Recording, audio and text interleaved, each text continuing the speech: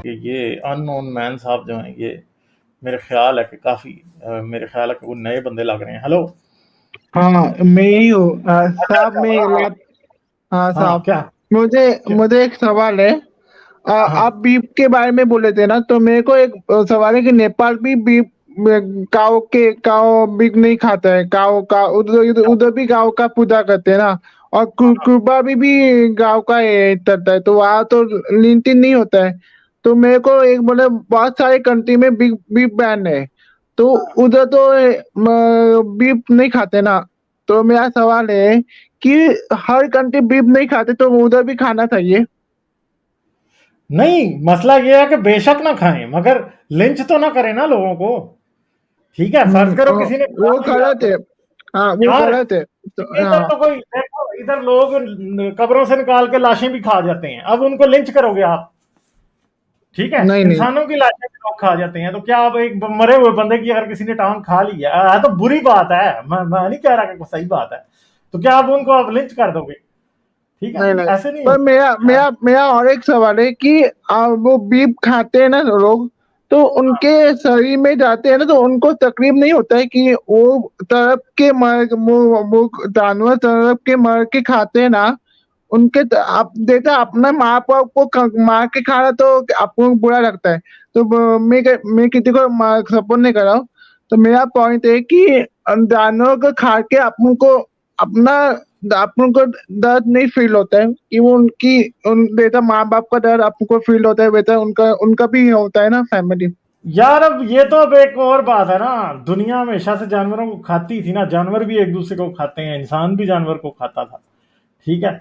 अब एक बात है कि हम ये फील कर सकते हैं कि उनको भी दर्द होता है, वो एक बात है। दुनिया मगर अब नए नए तरीके निकाल रही है जहां पे उनको जरा पीसफुली मारा जाता है। मैं उसको जस्टिफाई नहीं कर रहा जानवरों को मारने को, मगर मैं ये समझता हूँ कि अब ये नहीं हो सकता कि किसी इंसान ने जानवर को मारा तो अब उस जानवर को मार इंसान को मार दें। ये तो बात गलत है ना फिर। ठीक है, हाँ, ऐसे नहीं होता। और लास्ट सवाल है कि इंसान इतना डेवलप हुआ, पर अभी भी इंसान साइंस के पीछे माने धर्म के पीछे क्यों लगा हुआ है?